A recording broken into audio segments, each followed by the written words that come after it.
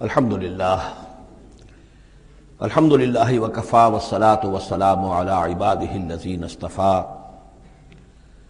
خصوصا علی افضلہم وخاتم النبیین محمد الامین وعلی آلہ وصحبہ اجمعین اما بعد فقد قال اللہ تبارک وتعالی کما ورد فی سورۃ ہود اعوذ باللہ من الشیطان الرجیم بسم اللہ الرحمن الرحیم وَيَا قَوْمِ لَا يَجْرِمَنَّكُمْ شِقَاقِي أَن يُصِيبَكُمْ مِثْلُ مَا أَصَابَ قَوْمَ نُوحٍ أَوْ قَوْمَ هُودٍ أَوْ قَوْمَ صَالِحٍ وَمَا قَوْمُ لُوطٍ مِّنكُمْ بِبَعِيدٍ صدق اللہ العظیم۔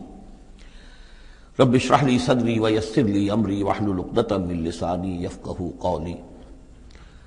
اللهم ربنا ألهمنا رشدنا وأعذنا من شرور أنفسنا، اللهم أرنا الحق حقا وارزقنا اتباعه وأرنا الباطل باطلا وارزقنا اجتنابه، اللهم ربنا آنس وحشتنا في قبورنا وارحمنا بالقرآن العظيم، اللهم اجعله لنا إماما ونورا وهدى ورحمة، اللهم ذكرنا منه ما نسينا وعلمنا منه ما جهلنا وارزقنا تلاوته آناء الليل وآناء النهار واجعله لنا حجة يا رب العالمین آمین۔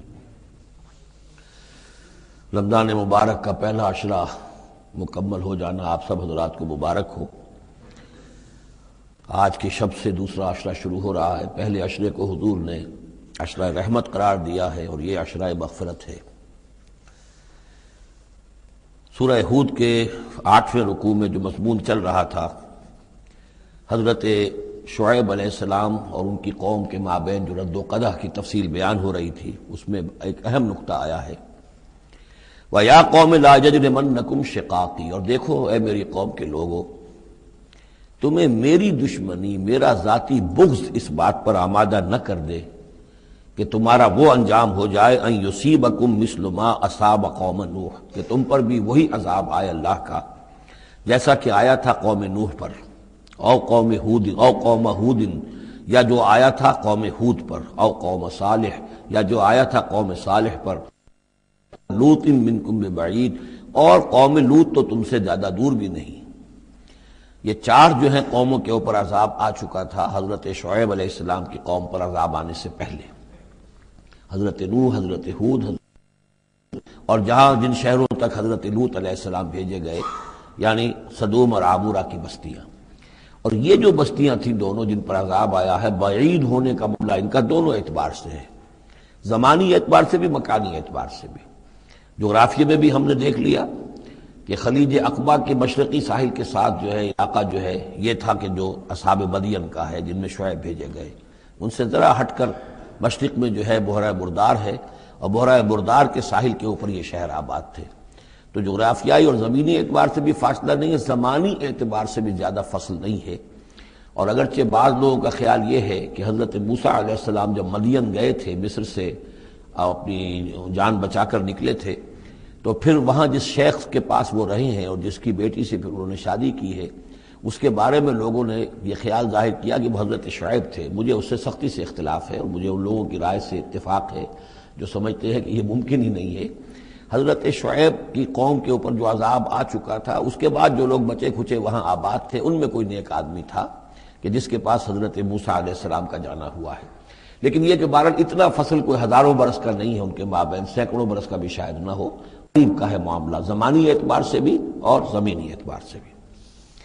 اب جو نقطہ اس میں اہم ہے وہ یہ ہے کہ بسا اوقات کسی شخص کو کسی داعی حق سے ذاتی پرخاش ہوتی ہے، کوئی ذاتی بغض ہے، کوئی ذاتی دشمنی ہے، کسی سبب سے ہے، اس کے نفسیاتی اسباب ہو سکتے ہیں اور بہت سے اسباب ہو سکتے ہیں، اور صرف ایک ذاتی پرخاش کی وجہ سے وہ اس کی دعوت کو رد کرتا ہے، اس کی مخالفت پر کمر بستہ ہو جاتا ہے، اس کی دشمنی اختیار کرتا ہے۔ نتیجہ کیا ہے؟ اس کا کچھ نہیں بگاڑتا، اپنے آپ کو برباد کر لیتا ہے، اپنی تباہی کو دعوت دیتا ہے۔ تو اے میری قوم کے لوگ، میری زدم زدہ میں تم کہیں اس انجام سے دوچار نہ ہو جانا، ایسا نہ ہو کہ میرا بغض اور میری عداوت جو ہے وَيَا قَوْمِ لَا يَجْرِمَنَّكُمْ شِقَاقِي أَن يُصِيبَكُمْ مِثْلُ مَا أَصَابَ قَوْمَ نُوحٍ أَوْ قَوْمَ هُودٍ أَوْ قَوْمَ صَالِحٍ وَمَا قَوْمُ لُوطٍ مِّنكُمْ بِبَعِيدٍ وَاسْتَغْفِرُوا رَبَّكُمْ، اور دیکھو استغفار کرو اپنے رب سے، ثم توبوا الیہ، پھر اس کی طرف رجوع کرو، اس کی طرف آگے بڑھو، اس کی اطاعت کرو، اس کی فرمانبرداری کرو۔ ان ربی رحیم ودود، یقیناً میرا رب رحیم بھی ہے، ودود بھی ہے، محبت فرمانے والا ہے۔ قالوا یا شعیب ما نفقہ کثیرا مما تقول، انہوں نے کہا کہ اے شعیب تم جو کچھ کہتے ہو اس کی اکثر بات تو ہماری سمجھ میں نہیں آتی، کیا کہہ رہے ہو تم؟ یعنی یہ کہ ذہنوں کے سانچے اتنے بگڑ گئے ہوتے ہیں کہ سیدھی بات ان میں فٹ بیٹھتی نہیں۔ ما نفقہ کثیرا مما تقول وانا لنراک فینا ضعیفا، ہم تو یہ دیکھ رہے ہیں کہ تم ہمارے اندر کوئی طاقتور آدمی نہیں ہو، کمزور سے آدمی ہو، ہم تو دیکھتے ہیں کہ تمہارے پاس کوئی قوت نہیں ہے۔ لولا رہتک، اگر نہ ہوتا تمہارا خاندان، لرجمناک، تو ہم تجھے کبھی کا جو سنسار کر چکے ہوتے۔ اب یہ بات بہت اہم ہے اس وقت، اصل میں یہ جو صورتیں مکی نازل ہو رہی ہیں، جو حضور کی دعوت اور تحریک جس دور سے گزر رہی تھی اور جو کچھ ہو رہا تھا، وہ اس کا ایک عکس سابقہ انبیاء اور رسل کے حالات میں بھی جو ہے تو وہ اسی دور کی مناسبت سے وہی باتیں نمایاں کی جاتی ہیں۔ یعنی جو تکرار ہوئی ہے ان رسولوں کے حالات کی، وہ تکرار محض نہیں ہے، بلکہ ہر جگہ پر جس دور میں وہ صورت نازل ہو رہی ہے جن میں ان کا تذکرہ ہو رہا ہے، اس دور میں جو خاص مسائل ہیں کہ جو درپیش ہیں محمد الرسول اللہ صلی اللہ علیہ وسلم اور آپ کے صحابہ کو، تو ان کے مناسبت سے جو ہدایت ہے، دل جوئی ہے، مسلمانوں کے لیے رہنمائی ہے، وہ حصہ ان رسولوں کی تعلیمات اور تاریخ کا بیان کیا جاتا ہے۔ اب یہاں مکے میں بھی شکل یہ ہو چکی تھی کہ بقیہ سب قریش جو ہیں وہ حضور کے خلاف جو ہیں سخت غیظ اور غضب کے اندر مبتلا تھے، لیکن چونکہ حضور کے چچا ابو طالب یہ خاندان بنی ہاشم کے سردار تھے اور انہیں ذاتی محبت تھی، وہ چاہے ایمان نہیں لائے حضور پر صلی اللہ علیہ وسلم، لیکن ذاتی محبت انہیں اتنی تھی کہ انہوں نے آخری وقت تک سپورٹ کیا ہے۔ اور قبائلی زندگی میں یہ ہوتا ہے کہ اگر کہیں کسی ایک خاندان کے کسی فرد کے اوپر کوئی ہاتھ اٹھایا جائے تو پھر وہ خاندان انتقام لیتا ہے۔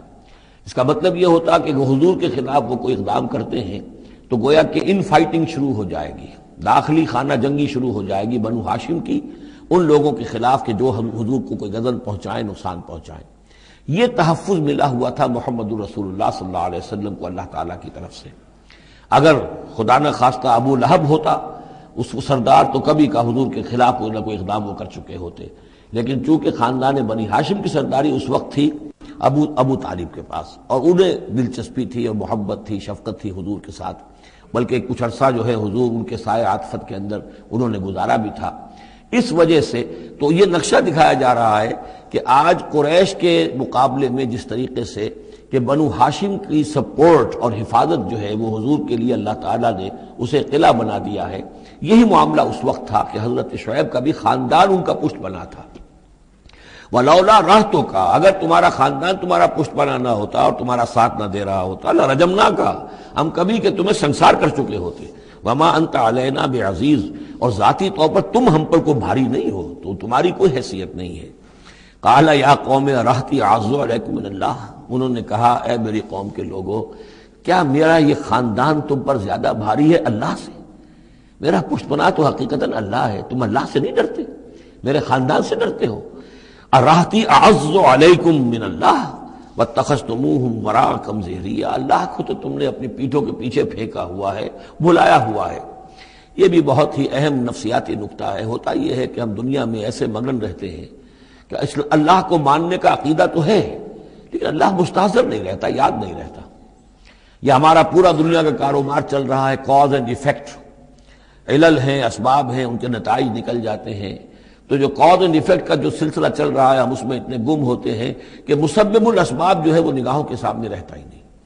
یا یہ کہ ہم اپنے کاموں میں اتنے مشغول ہیں، اپنے کام و دہن کی لذت جو ہے وہی ہمیں جو ہے کوئی مرصد نہیں لینے دیتی، یا یہ کہ بنیادی ضروریات جو ہے وہی ہمیں جو ہے اب کوئی فارغ نہیں ہونے دیتی، لہذا ہم گم ہو جاتے ہیں۔ کافر کی یہ پہچان کے آفاق میں گم ہے، اور مومن کی یہ پہچان کے گم اس میں ہے آفاق۔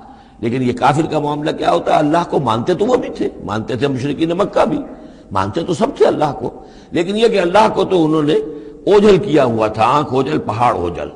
تم اللہ سے نہیں ڈرتے، میرے خاندان سے ڈرتے ہو۔ وَاتَّخَذْتُمُوهُ وَرَاءَكُمْ ظِهْرِيًّا، اللہ کو تو تم نے اپنی پیٹھوں کے پیچھے پھینکا ہوا ہے، یعنی اسے تو نسیم منسیہ کیا ہوا ہے، اس کی طرف تمہارا ذہن ہی نہیں ہے۔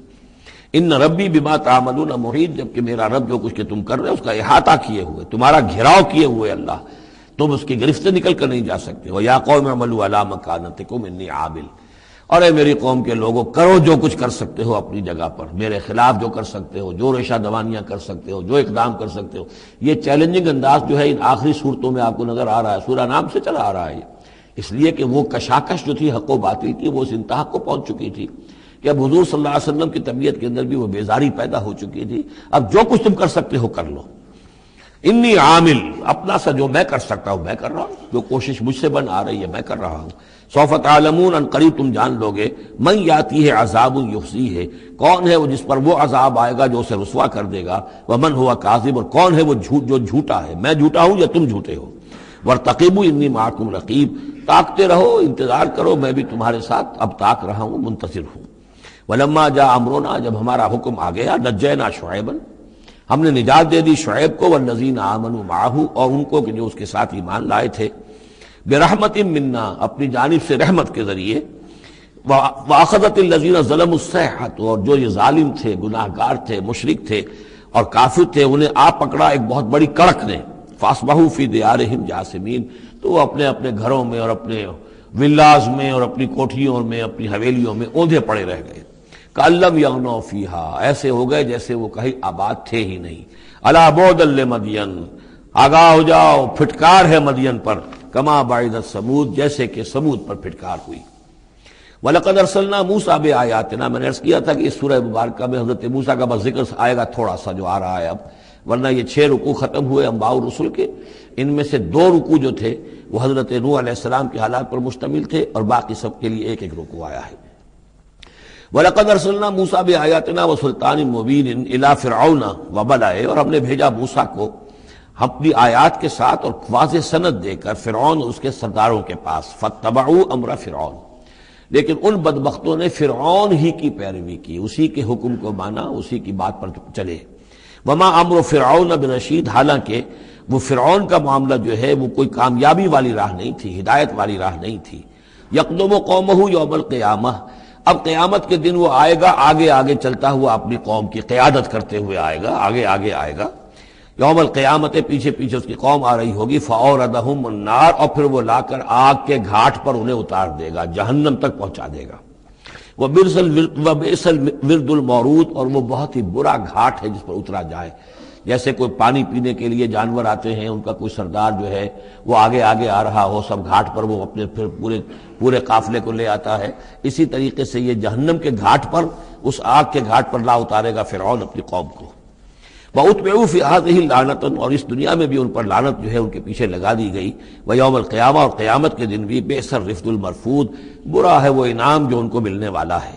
ذَلِكَ مِنْ أَنْبَاءِ الْقُرَىٰ، یہ ہیں ان بڑی بڑی بستیوں اور بڑے ملکوں کے اہم خبریں. نَقُصُّهَا عَلَيْكَ، جو کہ ہم آپ کو سنا رہے ہیں، بیان کر رہے ہیں آپ پر. مِنْهَا قَائِمٌ وَحَصِيدٌ، ان میں سے ایسی بھی ہیں جو ابھی قائم ہیں، موجود ہیں، اور ایسی بھی ہیں کہ جو بالکل ختم ہو گئی، معدوم ہو گئی. حصید کا لفظ اصل میں آتا ہے کھیتی کے لیے، جبکہ فصل کاٹ دی جائے. فصل کٹ گئی ہو تو جو منظر نظر آتا ہے وہاں پر جو ویرانی ہوتی ہے.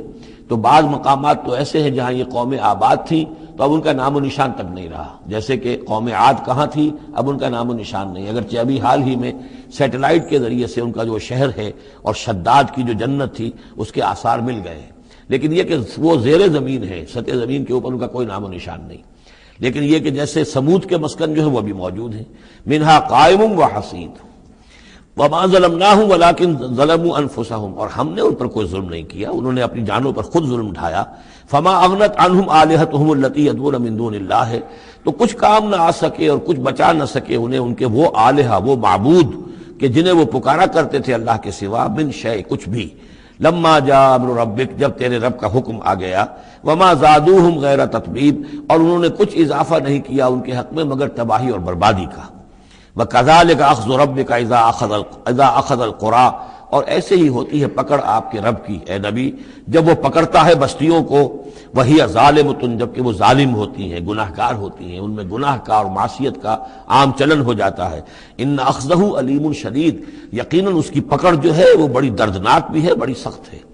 جیسے کہ آخری پارے میں إِنَّ بَطْشَ رَبِّكَ لَشَدِيدٌ ان فی ذلک لآیۃ لمن خاف عذاب الآخرہ، یقیناً اس میں نشانی ہے ان کے لیے کہ جو آخرت کے عذاب سے ڈرتے ہوں۔ ذالک یوم مجموع لہ الناس، وہ دن ہے کہ جس کے لیے لوگوں کو لامحالہ جمع کیا جائے گا۔ وذالک یوم مشہود، اور وہ دن ہے پیشی کا، سب کو پیش ہونا ہے۔ وما نؤخرہ الی اجل معدود، اور ہم اسے ایک وقت معین تک کے لیے مؤخر کیے ہوئے ہیں، ایک وقت معین ہے اس کا، معدود ہے، گنتی کی گئی ہے اس کی، یہ نہیں ہے کہ کبھی نہیں آئے گا، آئے گا وہ دن۔ یوم یاتی، جس دن جب کہ وہ دن آ جائے گا، لا تکلم نفس الا باذنہ، کوئی ذی نفس زبان نہیں کھول سکے گا مگر اللہ کے اذن سے۔ فمنہم شقی و سعید، تو انسانوں میں سے شقی بھی ہوں گے، بدبخت بھی ہوں گے، سعید بھی ہوں گے، نیک بخت ہوں گے۔ فاما الذین شقوا، تو وہ لوگ کہ جو بدبخت ہیں، ففی النار لہم فیہا زفیر و شہیق، وہ آگ میں ہوں گے جس میں ان کو وہاں چیخنا چلانا ہے، دھارنا ہے اپنے درد سے، کرب سے۔ خالدین فیہا، اس میں وہ ہمیشہ ہمیشہ رہیں گے۔ ما دامت السماوات والارض، جب تک کہ رہیں آسمان اور زمین، الا ما شاء ربک، سوائے اس کے کہ جو چاہے تیرا رب۔ یہ ذرا مشکلات القرآن میں سے یہ مقام ہے، یہ واحد مقام ہے کہ جہاں خالدین فیہا ابدا یا خالدین فیہا، اس میں کچھ استثناءات بھی آئی ہیں کہ کب تک یہ رہے گا، جہنم کب تک رہے گی، ما دامت السماوات والارض، جب تک آسمان اور زمین رہیں۔ اب اس سے مراد ابدیت بھی ہو سکتی ہے، اور اس میں کوئی اشارہ بھی ہو سکتا ہے کہ شاید کبھی کوئی وقت آئے کہ یہ جو آسمان اور زمین کی ایک تخلیق اللہ نے کی ہے، یہ ایک خاص اس کا نظام ہے، ایک وقت میں آ کر یہ نظام بدل جائے، پھر کوئی اور آسمان کوئی اور زمین تخلیق فرمائے۔ بہرحال اس وقت تک جب تک کہ یہ آسمان اور زمین باقی رہیں گے تو یہ جو جہنمی لوگ جو ہیں وہ جہنم میں رہیں گے۔ اس میں بھی ایک استثناء، الا ما شاء ربک، اللہ کا اختیار ہے، اگر کسی کو چاہے اس میں سے نکالنا تو اس کا اختیار مطلق ہے۔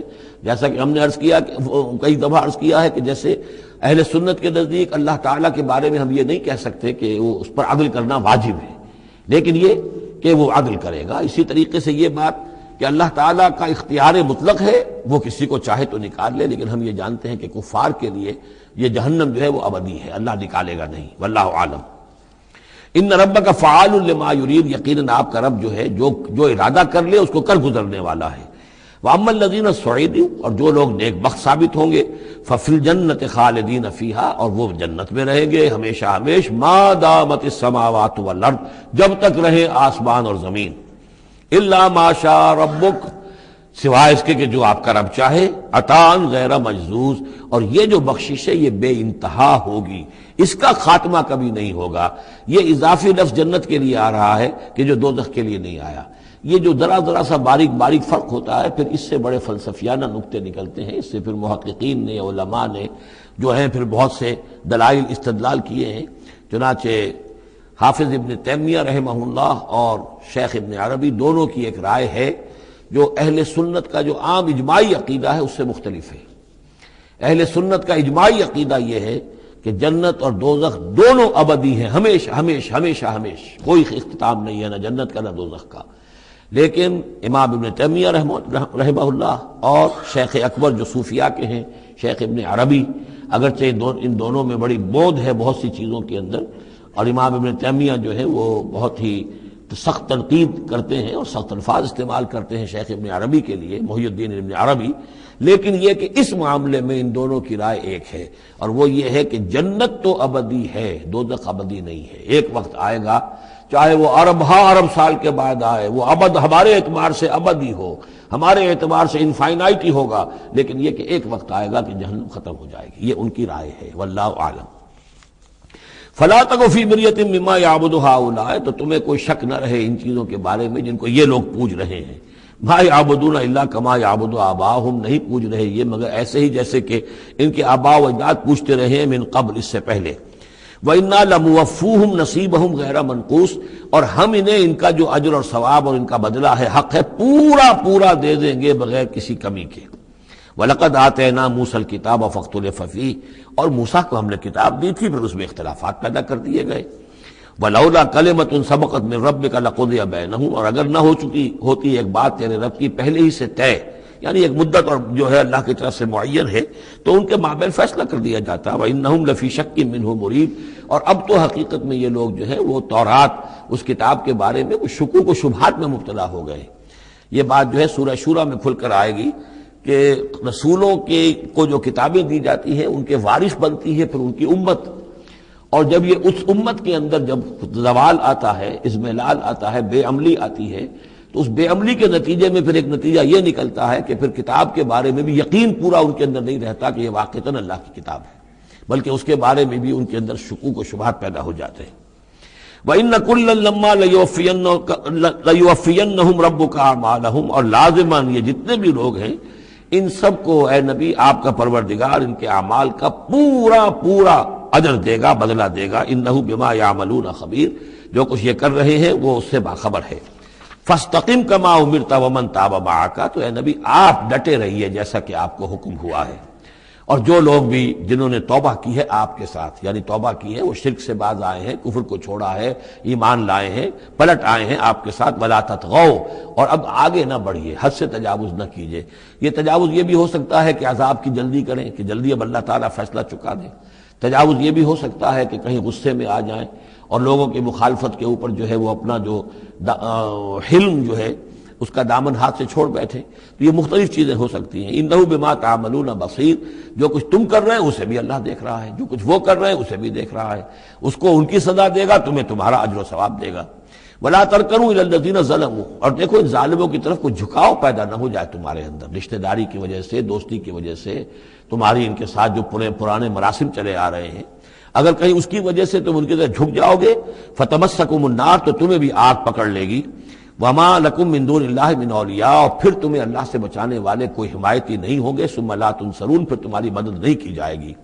وَأَقِمِ الصَّلَاةَ طَرَفَيَ النَّهَارِ وَزُلَفًا مِنَ اللَّيْلِ، اور اے نبی نماز کو قائم رکھیے۔ اب یہ سارے خطابات آپ دیکھ رہے ہیں کہ بظاہر واحد کے صیغے میں حضور سے ہو رہے ہیں، لیکن یہاں پر خطاب امت سے ہے، مسلمانوں سے ہے، حضور کی وساطت سے اہل ایمان جو ہے وہ مخاطب ہے۔ نماز قائم رکھو، دن کے دونوں طرف، فجر ہے ادھر، مغرب ہے یا عصر ہے، یہ نہار کا دو طرف جو ہے وہ تو فجر اور عصر شمار ہوں گے۔ وَزُلَفًا مِنَ اللَّيْلِ، اور کچھ ٹکڑے رات کے، اب مغرب عشاء کو بھی ہم شمار کر سکتے ہیں رات میں، تو اس طریقے سے یہ مختلف شروع میں جیسے اوقات آئے ہیں تو ان میں ابھی پوری طریقے سے 5 نمازوں کا نظام نہیں تھا، وہ تو سن 11 نبوی میں جبکہ یہ معراج ہوئی ہے اس وقت پھر 5 نمازوں کا نظام آیا ہے، ورنہ پورے مکی دور کے 10 برس بلکہ 10.5 برس تک وہ نمازوں کا نظام ایسا ہی تھا، کبھی صبح شام کی بات کہہ دی ہے، صبح شام کرو، اور یا یہ کہ سورہ بنی اسرائیل میں بھی ایک بات آ جائے گی، وہ وہاں پڑھیں گے۔ وَأَقِمِ الصَّلَاةَ طَرَفَيَ النَّهَارِ وَزُلَفًا مِنَ اللَّيْلِ إِنَّ الْحَسَنَاتِ يُذْهِبْنَ السَّيِّئَاتِ، یقیناً نیکیاں بدیوں کو دور کر دیتی ہیں۔ ذَلِكَ ذِكْرَىٰ لِلذَّاكِرِينَ، اور یہ یاد دہانی ہے یاد رکھنے والوں کے لیے۔ وَاصْبِرْ فَإِنَّ اللَّهَ لَا يُضِيعُ أَجْرَ الْمُحْسِنِينَ، اور صبر کیجئے، اور اللہ تعالیٰ محسنین کا، نیکی کرنے والوں کے صبر کو ضائع نہیں کرتا۔ فَلَوْلَا كَانَ مِنَ الْقُرُونِ مِنْ قَبْلِكُمْ أُولُو بَقِيَّةٍ، تو کیوں نہ ایسا ہوا کہ ہوتے ان قوموں میں جو تم سے پہلے تھیں ایسے اولو بقیہ ہوتے، ایسے حق کے علمبردار ہوتے، ینہون عن الفساد فی الارض، کہ جو لوگوں کو اپنی اپنی قوموں کو روکتے رہتے زمین میں فساد مچانے سے، الا قلیلا ممن انجینا منہم، سوائے اس کے کہ کچھ کم ہوئے، بہت تھوڑے لوگ ہوئے جن میں سے کہ ہم نے بچا لیا۔ یعنی جو لوگ بھی نہیں منکر کرتے رہے، روکتے رہے، بدی سے روکتے رہے، کفر سے روکتے رہے، شرک سے روکتے رہے، ان کے بارے میں بار بار یہ بات آ رہی ہے کہ اللہ تعالیٰ ان کو بچا لیتا ہے۔ وَاتَّبَعَ الَّذِينَ ظَلَمُوا مَا أُتْرِفُوا فِيهِ، اور وہ لوگ کہ جنہوں نے گناہ کی روش اختیار کی، وہ تو انہوں نے پیروی کی اپنی اسی چیزوں کی جس میں کہ ان کو ساز و سامان دیا گیا تھا، عیش جو ان کو دے دیا گیا تھا، کانوا مجرمین وکانوا مجرمین، اور یقیناً وہ مجرم تھے۔ وما كان ربك ليهلك القرى بظلم، اور آپ کا رب بستیوں کو ظلم کے ساتھ ہلاک کرنے والا نہیں ہے کہ بغیر ان کی یعنی خرابی کے اعمال کے، بغیر ان کے جرائم کے ان کو ایسے ہی ہلاک کر دیتا۔ وما كان ربك ليهلك القرى بظلم وَأَهْلُهَا مُصْلِحُونَ، جبکہ اس میں بسنے والے لوگ جو ہیں وہ مصلح ہوں، اچھے کردار کے لوگ ہوں، اصلاح کرنے والے ہوں، صالح ہوں۔ وَلَوْ شَاءَ رَبُّكَ لَجَعَلَ النَّاسَ أُمَّةً وَاحِدَةً، اور اگر اللہ چاہتا، آپ کا رب چاہتا تو تمام نوع انسانی کو ایک ہی امت بنا دیتا۔ وَلَا يَزَالُونَ مُخْتَلِفِينَ، لیکن نہیں، یہ اختلاف کرتے ہی رہیں گے، انسانوں میں اختلاف ہمیشہ باقی رہے گا، صرف فرق یہ ہے کہ اختلاف کو ایک حد تک رکھا جائے، تفرقہ نہ ہو جائے۔ اختلاف ہے، ایک رائے میری، ایک رائے آپ کی ہے، ٹھیک ہے، آپ کی رائے، آپ کے پاس یہ دلائل ہیں، آپ کا دل اس پر ٹھک گیا ہے، آپ اس پر عمل کیجئے۔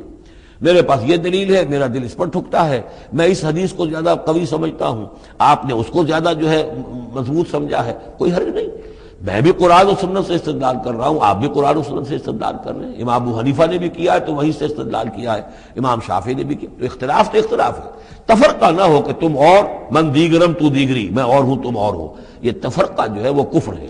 لیکن اختلاف لا یزالون مختلفین، وہ تو یہ ہے کہ گلہائے رنگا رنگ سے ہے رونق چمن، اے ذوق جہاں کو ہے زیب اختلاف سے۔ اختلاف جو ہے مونوٹنی اگر دنیا میں ہو تو طبیعت انسان کی اگتا جائے، یہاں تو یہ کہ رنگا رنگی ہو، تنوع ہو، تو اس سے ہی انسان جو یہاں کی جو زیبائش ہے اور رونقیں ہیں۔ ولا یزالون مختلفین الا من رحم ربک، سوائے اس کے کہ جس پر تیرا رب رحم فرما دے۔ ولذالک خلقہم، اللہ نے بنایا ہی اسی حساب سے ہے ان کو۔ دو افراد کے مزاج ایک نہیں ہے، دو افراد کے انگوٹھوں کی وہ یہ نشان ایک نہیں، لکیریں ایک جیسی نہیں ہیں، دو انسانوں کی شکلیں ایک جیسی نہیں ہیں، یہ تو اللہ تعالیٰ نے بنایا ہے تخلیق کے اندر۔ اب جینز کسی کے کچھ ہیں، کسی کے کچھ ہیں، کسی میں کچھ جو ہے اور اثرات آ رہے ہیں، کسی میں کسی اور طرح کے اثرات آ رہے ہیں۔ الناس کالمعادن، اور یہ تمام انسان بھی معدنیات کی طرح ہیں، تو اس طرح ہی اللہ تعالیٰ نے جو پیدا کیا ہے وہ ایک جیسی شے تو نہیں پیدا کی۔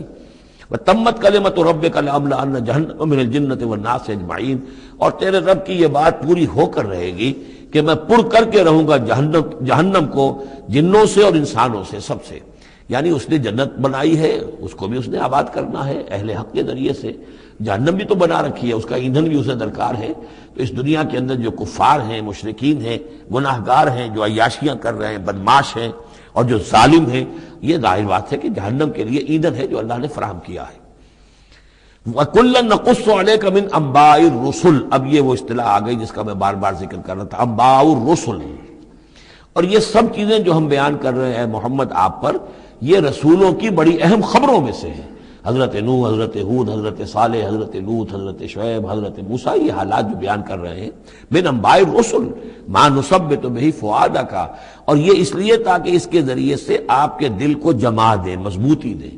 یعنی جو کچھ آپ پر اور آپ کے ساتھی اہل ایمان پر آج بیت رہی ہے، یہ کوئی نئی بات نہیں ہے، ہمیشہ یہی ہوا ہے۔ ہمارے رسول جب بھی آئے یہ ایسی مخالفت ہوئی ہے، اسی طرح کی انہوں نے مشقتیں جھیلی ہیں۔ حضرت شعیب کو بھی یہی کہا گیا کہ اگر تمہارا خاندان نہ ہوتا تو ہم کبھی کہ تمہیں جو ہلاک کر چکے ہوتے، تو اگر اسی صورت سے آ جائے محمد صلی اللہ علیہ وسلم آپ دو چار ہیں تو یہ کوئی نئی بات نہیں ہے، یہ تو گویا کہ اس راستے کے یہ تو لازمی جو ہے اس کے حالات ہیں۔ تو اس سے یہ کہ دل کو تثبیت ہوتی ہے کہ بالآخر کامیاب کون ہوا، آیا حضرت شعیب کی قوم کامیاب ہوئی یا حضرت شعیب کامیاب ہوئے؟ تو بالآخر کامیابی اے نبی آپ کی اور آپ کے ساتھیوں کی ہے۔ وَجَاءَكَ فِي هَذِهِ الْحَقُّ، اور اس قرآن میں یا اس سورہ مبارکہ میں آپ کے پاس حق آ گیا ہے، وَمَوْعِظَةٌ، اور نصیحت آ گئی ہے، وَذِكْرَىٰ، اور یاد دہانی آ گئی ہے، لِلْمُؤْمِنِينَ، اہل ایمان کے لیے۔ وَقُلْ لِلَّذِينَ لَا يُؤْمِنُونَ، اور کہہ دیجئے ان لوگوں سے جو ایمان نہیں رکھتے، اعملوا علی مکانتکم، کر لو اپنے مقام پر جو کچھ کر سکتے ہو۔ اب کوئی اختلاف، کوئی بھی اپنا دقیقہ فروگزاشت نہ رکھو، میری مخالفت میں، میری جو بھی تم دشمنی میں کر سکتے ہو کر گزرو۔ انا عاملون، ہم بھی اب کر رہے ہیں جو کچھ ہم کر سکتے ہیں۔ وانتظروا انا منتظرون، تم بھی انتظار کرو کہ اللہ تعالیٰ کیا فیصلہ سناتا ہے اور آخری بات کیا آتی ہے، اور ہم بھی منتظر ہیں۔ وَلِلَّهِ غیب السماوات والارض، اور اللہ ہی کے لیے ہے آسمانوں اور زمین کا تمام چھپی باتیں اور تمام چھپے خزانے۔ وَإِلَيْهِ يُرْجَعُ الْأَمْرُ كُلُّهُ، اور کل کا کل معاملہ بالآخر اسی کی جانب لوٹا دیا جائے گا۔ فَاعْبُدْهُ، بس اسی کی بندگی اور پرستش کیجئے، وَتَوَكَّلْ عَلَيْهِ، اور اسی پر توکل کیجئے، آپ کا اعتماد اور بھروسہ اسی کی ذات پر ہو۔ وَمَا رَبُّكَ بِغَافِلٍ عَمَّا تَعْمَلُونَ، اور یقیناً آپ کا رب غافل نہیں ہے اس سے کہ جو آپ کر رہے ہیں۔ یہاں اللہ کے فضل و کرم سے سورہ ہود مکمل ہوئی۔ جیسا کہ میں نے عرض کیا تھا کہ یہ جو سلسلہ شروع ہوا 14 سورتوں کا، پہلا جوڑا اس میں سے سورہ یونس، سورہ ہود علیہم الصلاۃ والسلام۔ البتہ جو تیسرا اس کے اندر سب گروپ، میں نے کہا تھا تین کے سب گروپ ہیں، یہ تیسری سورت جو ہے سورہ یوسف، یہ بالکل پورے قرآن میں منفرد ہے اپنے مزاج کی۔ اس کے ساتھ جزوی سی مشابہت آئے گی ایک سورت کی، میں بعد میں عرض کروں گا۔ اس وقت یہ ہے کہ اس کو نوٹ کیجئے کہ اب تک ہم نے پڑھا ہے جو در حقیقت انباء الرسل کا مضمون ہے، جو ضائع شد و مت کے ساتھ آیا ہے۔ حضرت ابراہیم کا تھوڑا سا ذکر سورہ انعام میں ہم نے پڑھ لیا، کچھ تھوڑا سا ذکر جو ہے وہ سورہ ہود کے اندر آ گیا ہے، لیکن یہ ہے کہ اصل جو آیا ہے انباء الرسل، ایام اللہ فذکرہم بایام اللہ۔ یہ قصص النبیین کے اعتبار سے یہ منفرد صورت ہے، پوری صورت ایک نبی کے حالات پر مشتمل۔ قرآن مجید میں اس کی کوئی اور مثال نہیں۔ پھر یہ کہ اس میں وہ رنگ ہے ہی نہیں کہ حضرت یوسف علیہ السلام نے یہ دعویٰ کیا ہو کہ میں رسول ہوں، مجھے مانو، میری اطاعت کرو، اور وہاں کی جو قوم تھی اور بادشاہ جو تھا اس سے کوئی تعاون نہ کیا ہو، کچھ نہیں، وہ انداز ہی نہیں مانو گے تو عذاب آئے گا، کچھ نہیں۔ تو نبی میں اور رسول میں جو فرق ہوتا ہے وہ بھی آپ کنٹراسٹ اچھی طرح سمجھ لیجئے۔ حضرت یوسف نبی تھے، رسول نہیں تھے۔ رسول بنا کر جسے بھیج دیا جاتا تھا وہ تو پہلے کہتا تھا مجھے مانو، میری اطاعت کرو، ان اعبدوا اللہ واطیعون، اللہ کی بندگی کرو، میری اطاعت کرو، اللہ اللہ اور خیر صلی اللہ، اس کے بعد اگلی بات ہوگی۔ لیکن نبی کا معاملہ یہ نہیں ہوتا۔ نبی جیسے کہ مصلح ہوتے ہیں، نیک لوگ ہوتے ہیں، اولیاء اللہ ہوتے ہیں، خاص اللہ تعالیٰ کے برگزیدہ بندے ہوتے ہیں۔ اب ظاہر بات ہے کہ ایسے بھی ہوتے ہیں جیسے ہماری اس امت کے اندر حضور کے بعد کتنے ہیں اولیاء اللہ پیدا ہوئے ہیں، اونچی شخصیتیں، کیونکہ وحی کا دروازہ بند ہو چکا ہے، نبی ان میں سے کوئی نہیں ہے۔ لیکن انبیاء بنی اسرائیل جو ہیں وہ گویا کہ اولیاء اللہ ہی تھے زیادہ تر، لیکن ان پر وحی بھی آتی تھی، وہ تسلسل جو ہے وحی کا چل رہا تھا۔ لیکن رسول وہی تھے کہ جنہیں تعین کے ساتھ کسی قوم کی طرف بھیج دیا جائے۔ حضرت یوسف کے جو یہ واقعات یہاں آ رہے ہیں اس تفصیل کے ساتھ اور پوری صورت نازل ہوئی ہے، اس کا ایک سبب ہے۔ میں نے آپ سے عرض کیا تھا کہ یہ جو آخری دور تھا مکی، آپ کے قیام مکہ کے دور کا، زمانے کا، تو اس میں یہ کہ چیزیں پہنچ چکی تھی مدینے میں بھی خبریں، اور مدینے میں اہل کتاب کے یہود کے کان کھڑے ہو گئے تھے۔ اب انہیں تو امید تھی، منتظر تھے، نبوت تو آخری ظاہر ہونے والی ہے، لیکن سمجھتے تھے ہم میں سے ہوگا۔ یہاں بات بالکل جو ہے وہ تلپٹ ہو رہی ہے، لہذا وہ اب کچھ نہ کچھ شوشے چھوڑتے رہتے تھے اور انہیں کہتے تھے اپنے پیغامات کے ذریعے سے کہ اچھا تمہارے ہاں سنا کسی نے نبوت کا دعویٰ کیا ہے؟ اچھا تو اس سے یہ سوال پوچھو کہ یہ ابراہیم تو آباد تھے فلسطین میں، یہ جو یہودی بنی اسرائیل ہے یہ مصر میں کیسے پہنچ گئے؟ جو وہاں سے پھر حضرت موسیٰ ان کو نکال کر لے کر آئے، لیکن کیسے پہنچے؟ پہنچنے کا سبب کیا تھا؟ کیا ماجرا تھا؟ یہ اب تاریخ کا ایک سوال تھا جو انہوں نے کر دیا۔ اس کے جواب میں اللہ تعالیٰ نے یہ صورت نازل فرما دی اور اس قدر خوبصورت انداز میں نازل کی ہے۔ اور میں آپ کو ایک اور بات بھی بتا دوں کہ میرا قرآن مجید کے ساتھ جو معنوی تعارف ہوا ہے پہلی مرتبہ صحیح معنی میں، وہ اسی سورہ یوسف کے حوالے سے ہے، اور سورہ یوسف کی تفہیم القرآن مولانا مودودی کی۔ 1947 میں میں میٹرک کا امتحان دے چکا تھا، ہمارا رزلٹ بھی آ چکا تھا، لیکن یہ کہ اس کے بعد وہ فسادات کیا قتل عام شروع ہوا مسلمانوں کا مشرقی پنجاب میں۔ میں حصار میں تھا، تو حصار اس شہر کا نام تھا، لیکن ہم اس میں محصور بھی ہو گئے۔ تقریباً 1.5 مہینہ ہم نے مورچے بنا لیے اور اپنی حفاظت کرتے رہے۔ اس دوران میں ظاہر بات ہے کرنے کا کوئی اور کام تھا نہیں، وہ تو جو بھی مورچوں پر جن کی ڈیوٹی ہے وہ مورچوں پر کھڑے ہیں، باقی کوئی کام نہیں۔ تو میں اور میرے بڑے بھائی اس زمانے میں پھر ایک مسجد کے اندر بیٹھ کر، جو چونکہ انہوں نے بھی، وہ مجھ سے تو ویسے 6 سال بڑے ہیں، انہوں نے بھی جب میٹرک کیا تھا تو عربی پڑھی تھی، اور میں نے تازہ میٹرک کیا تھا اور میرے پاس بھی عربی کا مضمون تھا، تو پھر یہ ہم پڑھتے تھے۔ اور ترجمان القرآن جو مولانا مودودی کا رسالہ تھا، اس میں ان دنوں تفہیم القرآن میں یہ سورہ یوسف کی تفسیر شائع ہو رہی تھی، تو ان دنوں ہم مسجد میں بیٹھ کر یہ سورہ یوسف تفہیم القرآن سے، پھر چونکہ مجھے کچھ عربی آتی تھی اور تازہ تھی، اچھی تھی، تو اس میں یہ کہ ہماری گفتگو بھی ہوتی تھی، مذاکرہ کرتے تھے۔ تو اس طریقے سے جو پہلا بیرا، اس سے پہلے بھی بہرحال یہ کہ قرآن ہے، اللہ کا کلام ہے، اللہ کی کتاب ہے، ہمارا اس پر ایمان ہے، کچھ اس کو سمجھنا، کچھ پڑھنا، یہ تو تھا، لیکن جو ایک معنوی ایک ربط قائم ہوا، ذہنی رشتہ، ایک قلبی رشتہ، وہ در حقیقت سورہ یوسف اور سورہ یوسف کی بھی وہ تشریح و تعبیر کے جو مولانا مودودی نے تفہیم القرآن میں کی ہے۔ بسم اللہ الرحمن الرحیم، الف لام را، تلک آیات الکتاب المبین، یہ ایک روشن آیات کی کتاب کی آیات ہیں۔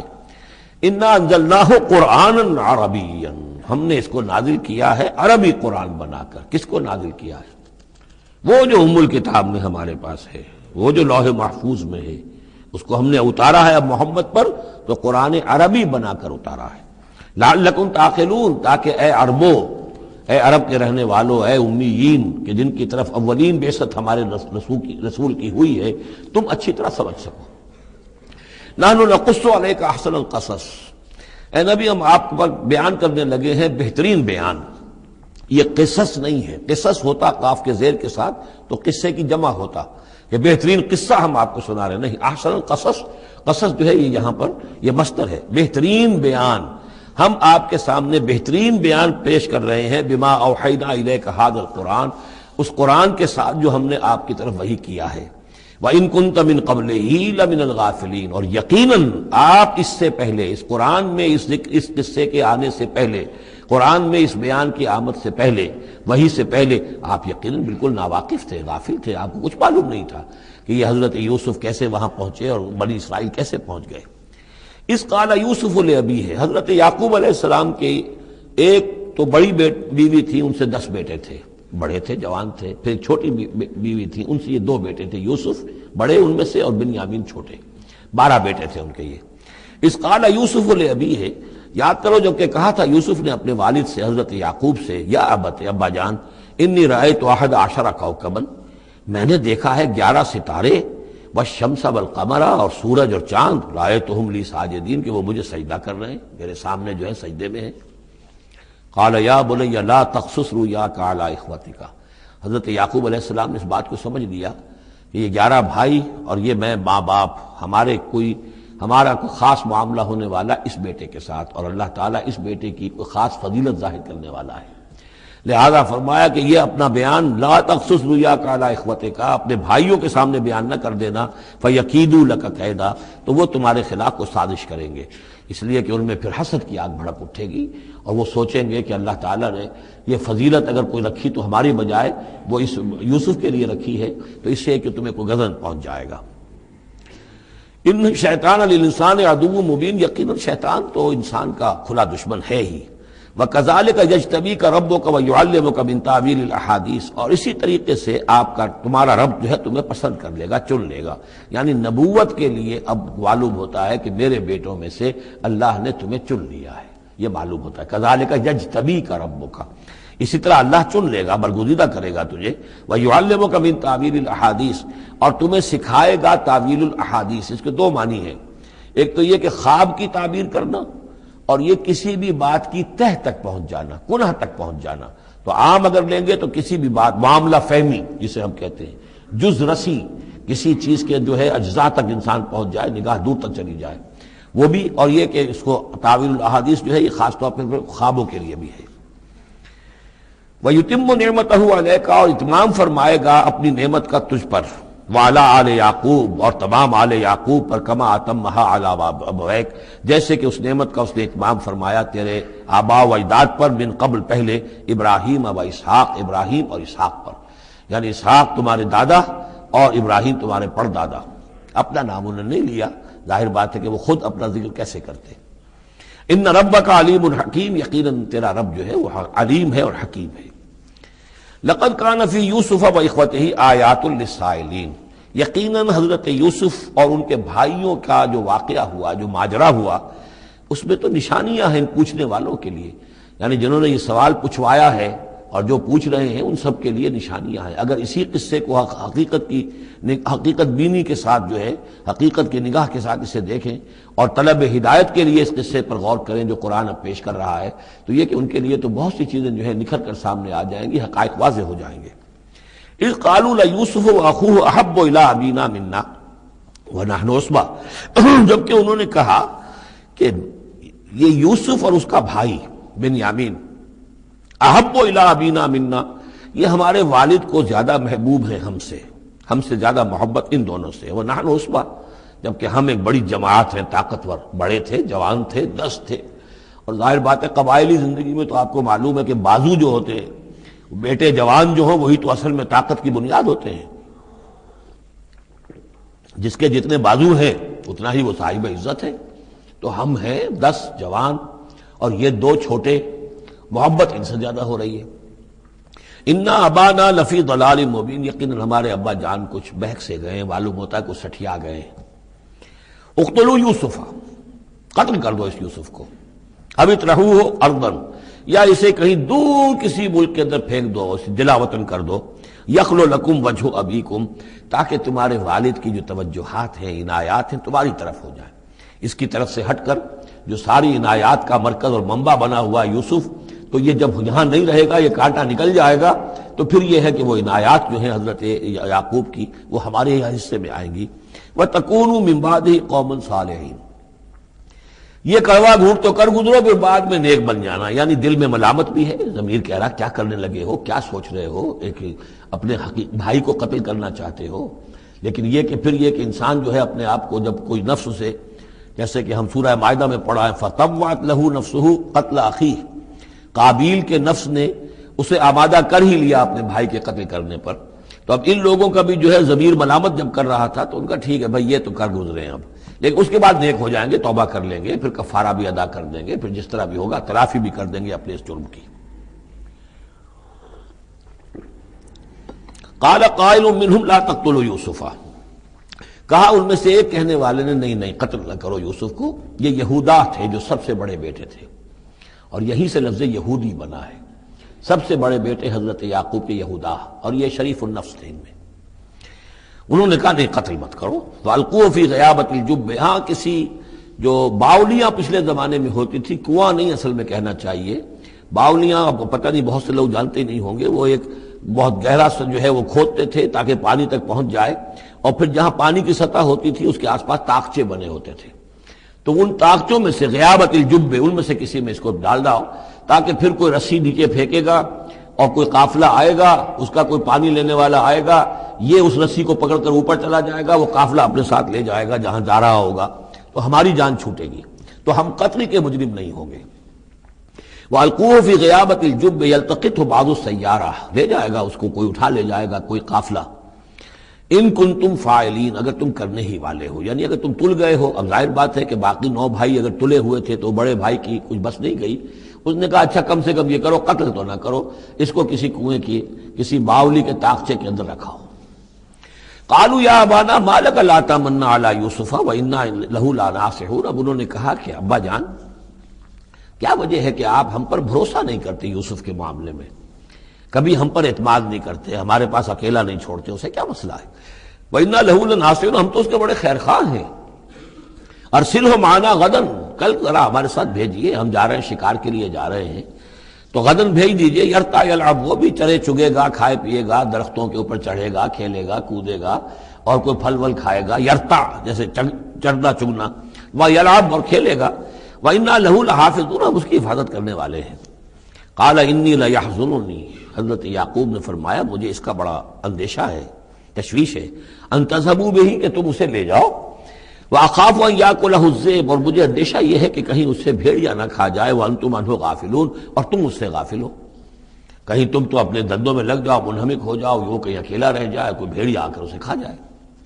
قَالُوا لَئِن أَكَلَهُ الذِّئْبُ وَنَحْنُ عُصْبَةٌ إِنَّا إِذًا لَخَاسِرُونَ، ابا جان کیا بات کر رہے ہیں، اگر انہیں اسے بھیڑیا کھا جائے جبکہ ہم ایک جوان گروہ ہیں، ہم 10 آدمی ہیں، ہماری پوری ٹیم ہے، جماعت ہے، تو پھر تو ہم تو بڑے نکمے لوگ ہوئے، بڑے خسارے والے لوگ ہوئے۔ فلما ذهبوا به واجمعوا، اور جب پھر وہ اس کو لے گئے اور پھر اب وہ متفق ہو گئے، اجمعوا کے بعد علا کا صلہ جو ہے یہاں پر محذوف ہے، علا ان يجعلوه في غيابة الجب، انہوں نے اپنی یہ بات اب پوری جمع کر لی، اپنا پوری رائے ایک کر کے، ایک آ کر کے، اور وہ یہ کہ اب اسے غیابت الجب کے اندر رکھنے چلے۔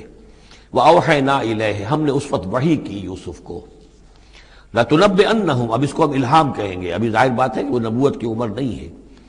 وَأَوْحَيْنَا إِلَيْهِ لَتُنَبِّئَنَّهُمْ بِأَمْرِهِمْ هَٰذَا، تم یہ بات ان کو جتلاؤ گے، ایک دن آئے گا کہ تم جتلا دو گے اپنے بھائیوں کے تم نے میرے ساتھ کیا تھا۔ اب اس میں جو بلاغت ہے اس کی کیا معنی ہے؟ تم ہلاک نہیں ہوگے، تمہارا بال بیکا نہیں ہوگا، تمہاری ہم حفاظت کریں گے، ایک وقت آئے گا کہ یہ تمہارے پاس آئیں گے اور پھر تم انہیں جتلاؤ گے۔ تو گویا کہ پوری داستان جو ہے ایک ان کی حوصلہ افزائی کے لیے وہ سارا ایک لفظ کے اندر ہے، لَتُنَبِّئَنَّهُمْ بِأَمْرِهِمْ هَٰذَا وَهُمْ لَا يَشْعُرُونَ، اور اس وقت انہیں اندازہ بھی نہیں ہوگا کہ کون ان سے بات کر رہا ہے۔ وَجَاءُوا أَبَاهُمْ عِشَاءً يَبْكُونَ، شام کو وہ آ گئے روتے ہوئے اپنے ابا جان کے پاس، حضرت یعقوب کے پاس۔ قالوا یا ابانا انا ذهبنا نستبق، انہوں نے کہا ابا جان ہم گئے تھے ذرا دوڑ لگا رہے تھے، مقابلہ کر رہے تھے دوڑنے کا۔ وترکنا یوسف عند متاعنا، اور ہمارا جو سامان و امان تھا، کوئی کپڑے وپڑے ہم نے رکھے تھے اضافی اتار کر دوڑنا جو تھا، تو وہاں ہم نے یوسف کو چھوڑ دیا تھا۔ فاکلہ الذئب، تو اسے کھا لیا ایک بھیڑیے نے۔ وما انت بمؤمن لنا، اور آپ ہماری بات مانیں گے تو نہیں۔ وَلَوْ كُنَّا صَادِقِينَ، خواہ ہم کتنے ہی سچے ہوں، آپ نے ماننی تو نہیں ہے بات، لیکن ہم کیا کریں، ہوا یہ ہے۔ وَجَاءُوا عَلَىٰ قَمِيصِهِ بِدَمٍ كَذِيبٍ، اور کوئی جھوٹ موٹ کا خون اس کی قمیص کے اوپر لگا کے لے آئے۔ قَالَ بَلْ سَوَّلَتْ لَكُمْ أَنفُسُكُمْ أَمْرًا، حضرت یعقوب نے فرمایا نہیں، بات کچھ اور ہے، تمہارے دیوں نے، تمہارے نفسوں نے تمہارے لیے ایک بڑی بات کو ہلکا کر دیا ہے. تم نے کوئی بہت بڑا غلط اقدام کیا ہے اور تمہارے نفسوں نے اس کے لیے تمہیں آمادہ کر دیا ہے. فصبر جمیل. لیکن ظاہر بات ہے کہ اب 10 بیٹے ہیں، حضرت یعقوب اکیلے ہیں، بوڑھے ہیں. فصبر جمیل، میں اب کیا کر سکتا ہوں سوائے اس کے کہ صبر کروں خوبصورتی کے ساتھ. آپ دیکھوں اللہ تعالیٰ اس میں سے کیا برآمد کرتا ہے. واللہ المستعان علی ما تصفون، اور جو کچھ تم بیان کر رہے ہیں اس پر تو ظاہر بات ہے کہ اب میں اللہ ہی سے مدد مانگ سکتا ہوں.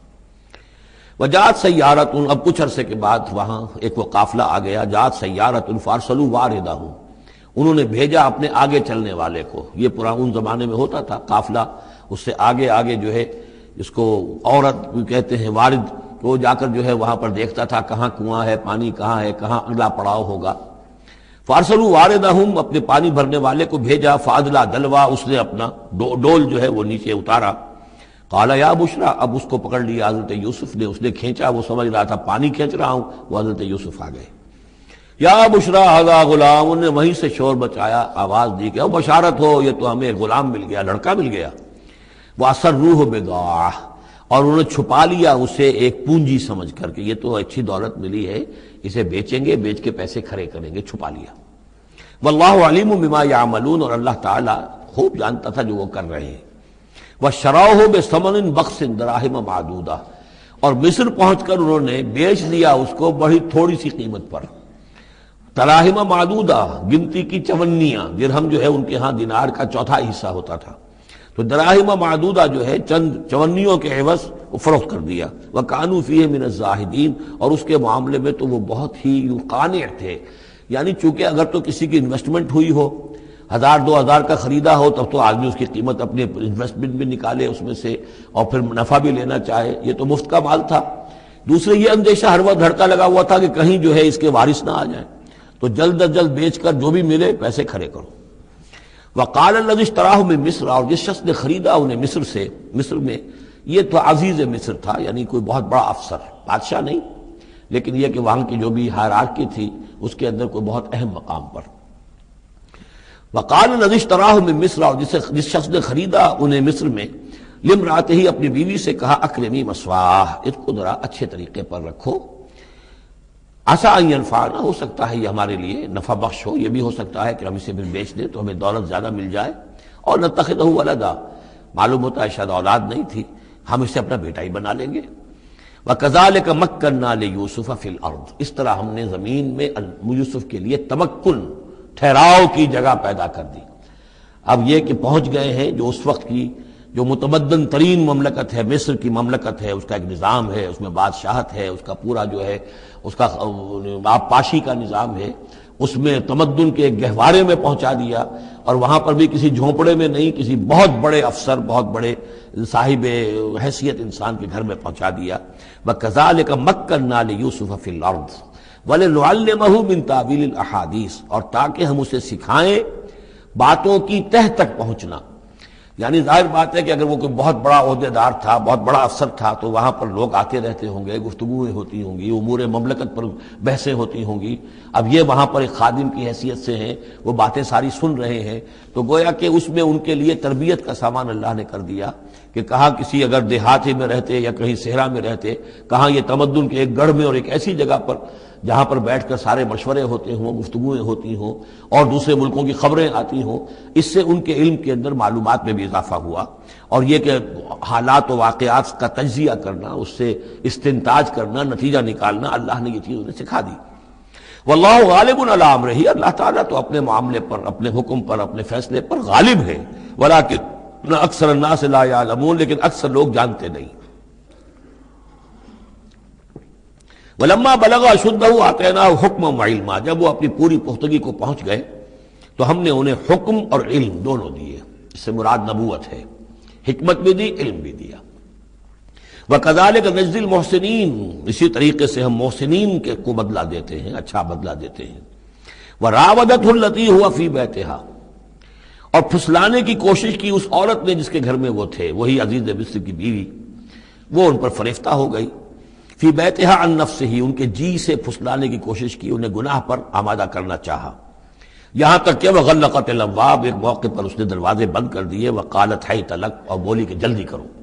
قال معاذ اللہ، حضرت یوسف نے فرمایا اللہ کی پناہ طلب کرتا ہوں، انہ ربی احسن مثوایا، یہاں ربی دونوں طرف جا سکتا ہے، ایک تو اللہ کی طرف بھی، دوسرے یہ کہ میرا آقا، یہ لفظ جو ہے آقا کے لیے، بادشاہ کے لیے بھی اس صورت میں بار بار آیا ہے کہ میں خیانت کروں اپنے آقا کی، اس نے میرے ساتھ بہترین سلوک کیا ہے، اچھی طرح رکھا ہے، میں یہ بھی نہیں کر سکتا، اور یہ بھی ہو سکتا ہے اللہ نے سارا بندوبست کیا ہے، اللہ ہی نے تو سارا مکننا لیوسف، تو دونوں طرف یہ لفظ جا سکتا ہے۔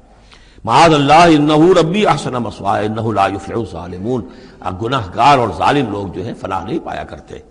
وَلَقَدْ هَمَّتْ بِهِ وَهَمَّ بِهَا، اور وہ تو ان کی طرف لب کی، یا یوں سمجھیے کہ اس نے تو ارادہ کیا اس کا، وَهَمَّ بِهَا لَوْلَا أَن رَأَىٰ بُرْهَانَ رَبِّهِ، اور وہ بھی کرتا اگر نہ دیکھ لیتا اپنے رب کی ایک دلیل، یعنی یہ کہ یوسف جوان بھی تھے، یوسف جو ہے پھر بہرحال انسان تھے، طبع بشری کی بنیاد پر ان کے اندر بھی وہ ایک داعیہ پیدا ہو سکتا تھا، لیکن اللہ تعالیٰ کا خاص انتظام یہ ہوا کہ کوئی خاص اس وقت اللہ نے انہیں اپنی ایسی نشانی دکھائی، برہان دکھائی۔ روایات میں یہ آتا ہے کہ دیوار پر حضرت یعقوب علیہ السلام کی شکل ظاہر ہوئی اور وہ انگلی سے اشارہ کر رہے تھے کہ باز رہنا، تو یہ تورات کے اندر ہے۔ تو بہرحال قرآن مجید بھی کوئی اس کی یعنی نفی نہیں ہے اس میں، بلکہ ہو سکتا ہے الرا برہان ربہ، تو یہ اللہ کی طرف سے یہ بات دکھا دی گئی ہو، یہ کوئی انہونی بات نہیں۔ اور یہ ایک بات کو وَلَقَدْ هَمَّتْ بِهِ وَهَمَّ بِهَا، تو یہاں پہ لولا الرا برہان، وہ بھی بڑھتے ہیں، یعنی یہ کہ یہ چیزیں جو ہیں بہرحال جہاں تک فطرت انسانی کا تقاضا ہے اس میں ثابت قدم رہنا آسان کام نہیں ہے۔ كَذَلِكَ لِنَصْرِفَ عَنْهُ السُّوءَ، اور یہ اس لیے کہ ہم پھیر دیں اس سے بدی کا رخ، والفحشاء، اور بے حیائی کا، ہم نے خاص اہتمام کیا حضرت یوسف علیہ السلام کی عفت و عصمت کی حفاظت کی۔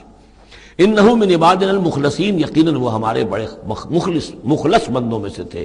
یہ مخلص اور مخلص کا فرق نوٹ کر لیجئے، مخلص اس میں فاعل ہے، خلوص کرنے والا، اور مخلص وہ جس کو خالص کر لیا گیا ہو۔ اللہ کے مخلص بندے وہ ہیں جن کو اللہ نے اپنے لیے خالص کر لیا، تو یہ اللہ کے خاص بندے، چہیتے بندے مخلص ہیں جنہیں اللہ نے اپنے لیے خالص کر لیا ہے۔ واستبق الباب، وہ دونوں دوڑے دروازے کی طرف، یعنی حضرت یوسف علیہ السلام نے اس کی نیت بری دیکھی اور دیکھا کہ وہ تلی ہوئی ہے، اس کے اوپر شیطان کا بھوت سوار ہے، تو وہ دروازے کی طرف لپکے کہ میں بھاگ جاؤں، پیچھے وہ دوڑی۔ قالت وقدت قمیصہ من دبر، اور دوڑ میں اس میں یہ ہوا کہ اس نے جو پیچھے سے پکڑنے کی کوشش کی حضرت یوسف کو، تو ان کا کرتا جو ہے اس کے ہاتھ میں آ گیا اور وہ پھٹ گیا۔ حضرت یوسف دوڑ رہے ہیں، پیچھے سے وہ کرتے کا دامن جو ہے پھٹ گیا۔ وَأَلْفَيَا سَيِّدَهَا لَدَى الْبَابِ، اور اچانک ہو سکتا ہے غیر متوقع طور پر، وقت ایسا نہ ہو عام طور پر آنے کا، اس کا جو شوہر تھا، اس کو دونوں نے دیکھا کہ وہ دونوں دروازے کے اوپر وہ موجود ہے۔ پایا ان دونوں نے اس کے شوہر کو، اس کے سردار کو، اس کے آقا کو، اس کے شوہر کو لدى الباب، دروازے کے پاس۔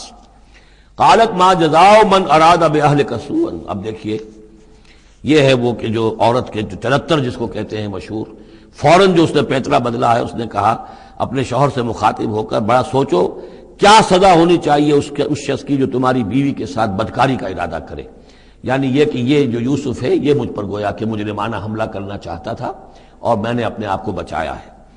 قالت ما جزاء من اراد باهلك سوءا الا ان يسجن، اس کی سوا کیا سزا ہو سکتی ہے کہ اسے جیل میں ڈال دیا جائے، اور عذاب العلیم، یا اسے کوئی اور دردناک عذاب دیا جائے۔ اب ظاہر ہے اپنے دفاع کے لیے حضرت یوسف کو کچھ نہ کوئی بیان تو دینا تھا۔ قال هي راودتني عن نفسي، انہوں نے صاف بیان کر دیا کہ خود اس نے مجھے گناہ پر آمادہ کرنا چاہا تھا اور پھسلانا چاہا تھا مجھے میرے جی سے۔ وشهد شاهد من اهلها، اب یہ کہ وہاں کوئی اور تھا، کوئی شخص کہ جو تھا اس عورت، وہ زلیخا اس کا نام آتا ہے تو رات میں قرآن میں کہیں نہیں ہے، امراۃ العزیز تو آتا ہے، اس عزیز کی بیوی، بڑے افسر کی بیوی، لیکن یہ کہ اس کا کوئی رشتہ دار بھی وہاں آن موقع پر موجود تھا، تو اس نے قرائن کی جو گواہی ہوتی ہے، سرکمسٹانشل ایویڈنس، اس کی بات کی۔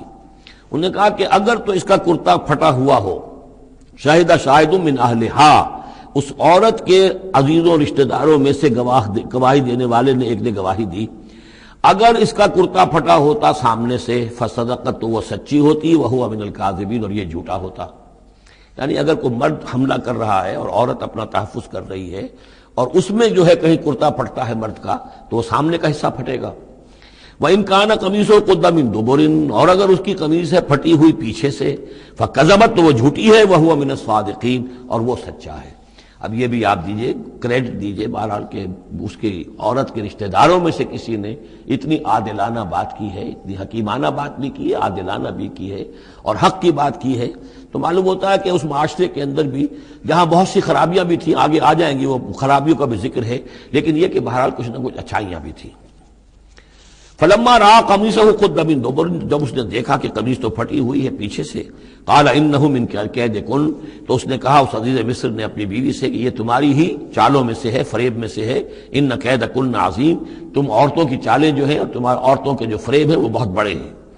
یوسف اعرض عن ھذا، اب اس نے کہا یوسف ٹھیک ہے اس سے درگزر کرو، عن ھذا، اعرض عن ھذا واستغفری لذنبک، اور دیکھو تم اپنی بیوی سے مخاطب کو کہا تم اپنی گناہ کا استغفار کرو، توبہ کرو، انک کنت من الخاطئین، یقیناً تو ہی تھی خطا کار۔ وقالت نسوۃ فی المدینہ، اور کہا عورتوں نے شہر کے اندر، امرأۃ العزیز ہے، یہ ہے وہ عزیز کی بیوی، تراود فتاح عن نفسہ، وہ اپنے غلام کو پھسلا رہی ہے اور اس کو چاہتی ہے اسے گناہ پر آمادہ کرنا، قد شغفہا حبا، وہ اس کی محبت میں گرفتار ہو گئی ہے، انا لنراھا فی ضلال مبین، ہم دیکھتے ہیں وہ تو بڑی بھٹک گئی ہے اپنے غلام کے ساتھ یہ معاملہ، اور یہ تو بہت ہی گھٹیا بات ہے۔ فلما سمعت بمکرہن، جب اس نے امرأۃ العزیز نے سنی یہ باتیں میرے خلاف، اب یہ چرچے ہو رہے ہیں، تو اس نے چاہا کہ ان سب کا جو چونکہ اوپر کی سوسائٹی تھے وہ سارے کے سارے جو ہیں سوراخ تو سبھی کے ہاں تھے، گندگیاں ہر ایک کے ہاں تھی، لیکن یہ موقع مل گیا عورتوں کو کہنے کا، اسے معلوم تھا خود ان کے اپنے کردار کیسے کچھ ہیں، لیکن اس نے چاہا کہ اس کا بھانڈا جو ہے چوراہے کے اندر ان کے کردار کا بھی پھوڑ دیا جائے۔ ارسلت الیہن، تو ان سب کو بلوایا ایک دعوت میں، وآتت لہن متکئان، اور اہتمام کیا ایک مجلس کا، ایک ڈنر کا، اور اس میں یہ کہ سب جو متکئان جو سہارا لے کر بیٹھے ہوئے ہیں، وآتت کل واحدۃ منہن، اور ہر عورت کو اس نے ایک چھری اس کے سامنے رکھی، سکینن، ایک چھری، جب کوئی پھل وغیرہ ہوں گے اس کے ساتھ چھری بھی سب کو دی گئی ہے۔ وقالت اخرج علیہن، اور کہا کہ اے یوسف ذرا نکلو ان کے سامنے، برآمد ہو، ان کے سامنے آ جاؤ۔ فلما رأینہ، تو جب ان سب نے اس کو دیکھا، اکبرنہ، تو ششدر رہ گئیں، وقطعن ایدیہن، اور ان سب نے اپنے ہاتھ کاٹ لیے۔ اس میں ایک کا تو کسی کا غلطی سے ہاتھ کٹ گیا ہوگا، چوک گئی ہوگی، دیکھ کر ایک دم چونکی کہ یہ اس قدر حسین و جمیل، یہ تو انسان نہیں معلوم ہوتا، یہ کون ہے، تو اس کا ہاتھ کٹا۔ اس کی طرف حضرت یوسف متوجہ ہوئے ہوں گے، خون اس کے کچھ نہ آخر ماں خادم کی حیثیت سے تھے کہ اس کے کوئی مرہم پٹی کریں، تو ہر ایک نے یہ چاہا کہ یہ التفات اس کا میری طرف بھی ہو، تو سب نے اپنی انگلیاں کاٹی۔ قطعنا، اب یہاں پر یہ غلطی سے بات نہیں ہو سکتی، اس لیے کہ یہ قطع یقطع تقطیعا باب تفعیل ہے، اس تفعیل کے اندر تو اہتمام اور پوری طریقے سے کوئی ارادہ کر کے کسی کام کو کیا جاتا ہے۔ اپنے ہاتھ کاٹ لیے۔ وَقُلْنَا حَاشَا لِلَّهِ مَا هَذَا بَشَرًا، ان کہا کہ حاشا للہ، یہ شخص یہ تو آدمی نہیں ہے، ان هَذَا إِلَّا مَلَكٌ کریم، یہ تو معلوم ہوتا ہے کہ کوئی بہت ہی بزرگ فرشتہ ہے۔ قالت فَذَلِكُنَّ الَّذِي لُمْتُنَّنِي فِيهِ، تو اس نے کہا یہ ہے وہ جس کے بارے میں تم مجھے ملامت کر رہی تھی اور مجھ پر جو ہے تم تان کر رہی تھی۔ وَلَقَدْ رَاوَدتُّهُ عَن نَفْسِهِ، اور میں نے اسے یقیناً پھسلانا چاہا، گناہ پر آمادہ کرنا چاہا، فَاسْتَعْصَمَ، لیکن وہ جمع رہا، وہ قائم رہا، وہ مستقیم رہا، اس نے اپنے عفت اور عزت کی حفاظت کی۔ وَلَئِن لَّمْ يَفْعَلْ مَا آمُرُهُ، اور اگر اس نے نہ کیا وہ جو میں اسے حکم دے رہی ہوں، لَيُسْجَنَنَّ، تو وہ لازماً قید میں پڑے گا، وَلَيَكُونَ مِنَ الصَّاغِرِينَ، اور یہ کہ بہت ہی چھوٹا ذلیل و خوار ہو کر رہے گا۔ اس سے آپ اندازہ کر لیجئے کہ اس اونچی سوسائٹی کا اخلاقی طور پر اس وقت کیا حال ہو چکا تھا، کس دھڑلے سے یہ کہہ رہی ہے، اور ان کی تمام بیگمات کا بھی جو مسئلہ تھا وہ بھی سامنے آ چکا، اور اس میں ظاہر بات ہے کہ اسی دھڑلے کے ساتھ اس کا اعلان کرنا اپنے گناہ کا، کوئی اس میں حجاب محسوس نہیں کر رہی۔ قال رب السجن احب الی مما یدعوننی الیہ، حضرت یوسف نے دعا کی پروردگار مجھے قید زیادہ پسند ہے اس چیز سے جس کی طرف یہ مجھے بلا رہی ہیں۔ وَإِلَّا تَصْرِفْ عَنِّي كَيْدَهُنَّ، اور اگر اے پروردگار تو نے مجھ سے دور نہ کر دیا ان کی چالوں کو، ان کی فریبوں کو، أَصْبُ إِلَيْهِنَّ، ہو سکتا ہے میں بھی ان کی طرف مائل ہو جاؤں، وَأَكُن مِّنَ الْجَاهِلِينَ، اور میں جاہلوں میں سے ہو جاؤں۔ فَاسْتَجَابَ لَهُ رَبُّهُ، تو اللہ تعالیٰ نے، اس کے رب نے اس کی دعا کو قبول کیا۔ فَصَرَفَ عَنْهُ كَيْدَهُنَّ، اور ان سب کی عورتوں کی جو چالیں تھیں ان سے ان کو بچا لیا۔ انہ هو السمیع العلیم، یقیناً وہی ہے سننے والا اور جاننے والا۔ ثم بدا لهم من بعد ما رأوا الآیات، پھر یہ بات ان پر واضح ہو گئی، منکشف ہو گئی جب یہ ساری نشانیاں دیکھ لیں۔ لَيَسْجُنُنَّهُ حَتَّىٰ حِينٍ، کہ عافیت اسی میں ہے کہ کچھ عرصے کے لیے اسے جیل میں ڈال دیا جائے۔ پبلک سیفٹی کا معاملہ یہی ہے، مصلحت عامہ کا تقاضا یہی ہے۔ ہم اپنی عورتوں کو تو سنبھال کے نہیں رکھ سکتے، لیکن پبلک سیفٹی کے لیے اس کو جیل میں ڈال دینا چاہیے۔ بارک اللہ لی ولکم فی القرآن العظیم ونفعنی وإیاکم بالآیات والذکر الحکیم۔